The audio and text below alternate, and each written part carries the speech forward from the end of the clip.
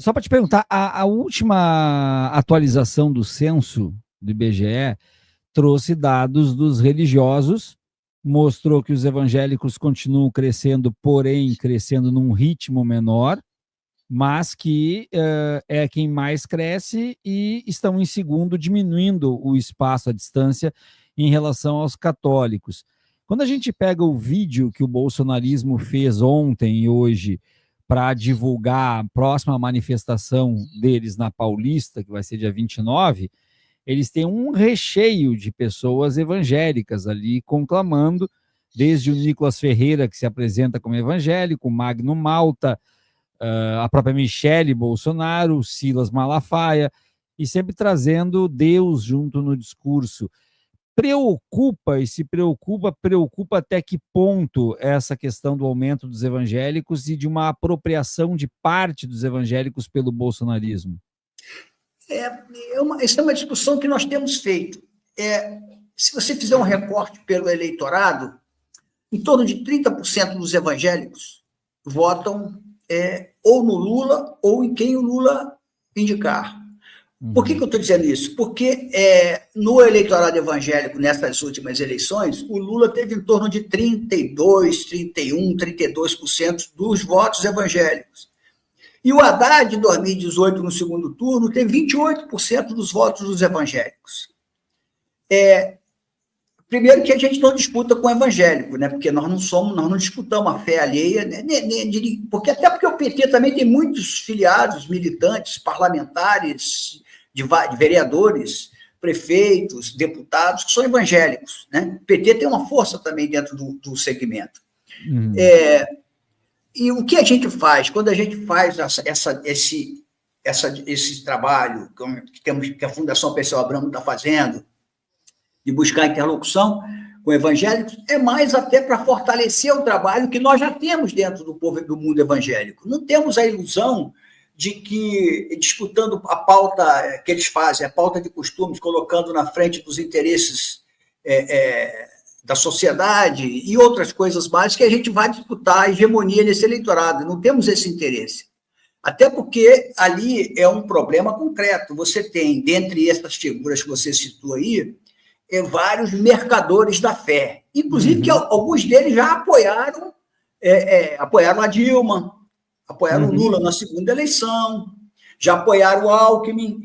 Esses caras são sazonais, tal qual a lógica que eles operam, essas lideranças evangélicas na política, é a mesma lógica do Centrão, certo? Como eles radicalizaram bastante, radicalizaram demais, quebraram muitas pontes, eles efetivamente trabalham para que o Bolsonaro retorne, para que eles retornem ao poder, ao governo, né? Ao governo. Eles não querem estar no poder, eles querem estar no governo. Tanto é verdade a quantidade de picaretas ligados a algumas denominações evangélicas que tomaram de assalto o Ministério da Educação no desgoverno Bolsonaro. Né? Fizeram do Ministério da Educação, usaram os recursos do Ministério da Educação como um butim, né? Isso aí ficou propalado pela mídia fora, tanto que o Bolsonaro teve, se eu não me engano, 6 ministros da Educação. Os ministérios, do ponto de vista da área social, mais importantes, que é o Ministério da Educação e da Saúde, não tiveram no desgoverno Bolsonaro uma gestão linear, né? Cada hora mudava um, porque eles não têm esse compromisso com a gestão, com a efetivação de políticas públicas. Então, eu acho muito essas lideranças evangélicas midiáticas, que alguns deles, inclusive, que a gente classifica claramente como mercadores da fé, eles não têm volta. Então, a gente tem uma série de pastores e pastoras de várias denominações religiosas, tem filiados, tem membros de várias denominações, tanto pentecostal como neopentecostal, filiados ao nosso partido, que é um partido popular. Então, não nos afeta diretamente isso, né? Nós queremos manter o que a gente tem, que são os 30%, que continuam conosco, principalmente setores das áreas populares, Porque uma coisa que você tem que analisar aí no nosso país é que a maioria dos adeptos das religiões evangélicas, principalmente dessas neopentecostais, é o nosso povo pobre da periferia, negro, negros e negras brasileiros, que buscam, em sua grande medida, nessas denominações, uma espécie de lugar de pertencimento, onde eles se sentem acolhidos, né? Vão ali buscar um conforto espiritual, que é tudo que eu acho que é tudo que é um direito inalienável de cada um. Infelizmente, o que é uma boa-fé da maioria do povo, ela é instrumentalizada por essas lideranças que, além do dízimo, né, tentam incutir na cabeça desses fiéis políticas que não tem nada a ver com eles, né? Porque tudo que o povo pobre, principalmente o povo negro, precisa é a antítese do que eles pregam. Para ser mais franco e sincero, se o Bolsonaro tivesse ganho as eleições de 22, ele teria dado um choque na economia, tal qual o Milei está fazendo na Argentina. E quem que seria penalizado? Quem está sendo penalizado lá são os mais pobres.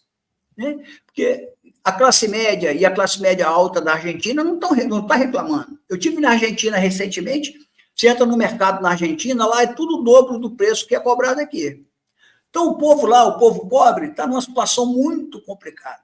E é esse povo que seria vitimado por um choque econômico dado por Paulo Guedes. Por que daria um choque econômico? Porque ele não deixou o orçamento da União para o exercício de 23 provisionado. Então, esse dinheiro não existia. Tanto não existia, Viaro, que teve que fazer a PEC dos pobres, né, que a imprensa apelidou de PEC do estouro. Foi com esse dinheiro que o governo conseguiu gerir o ano de 23. Depois o Haddad começou a colocar a economia para funcionar, a economia está bombando, e aí o país começou a engrenar. Mas eles não iam fazer isso, eles iam dar um choque na economia, diferente, porque a política deles é essa, é a política neoliberal caminhando para o ultraliberalismo. Uma coisa assim meio... que eu acho que o Milei é o laboratório, tá? O Milei, a política que o Milei está implementando na Argentina é a política dos sonhos de Trump, é a política dos sonhos desses economistas ligados ao mercado no Brasil e no mundo afora. É o ultraliberalismo. Só que eles não querem aplicar nos seus países, eles querem primeiro, precisam de um experimento. Você lembra, historicamente, você sabe que a escola de Chicago, quando produziu o ultraliberalismo, ele foi aplicado no Chile do Pinochet. Foi testado lá no Pinochet primeiro, para uma ditadura, não tinha sindicato, não tinha o pessoal todo reprimido, preso, assassinado, eles foram aplicar lá. E agora estão aplicando na Argentina com Milei. Não tem como dar certo, não tem como dar certo. Não tem, por quê? No capitalismo capitalismo plataformizado que existe hoje, ele é cada vez mais excludente. Ele é cada vez mais excludente. Por isso que eles estão quebrando direitos, isso mundo afora, porque não tem como competir nesse capitalismo de plataformas com os custos de produção que existiam anteriormente.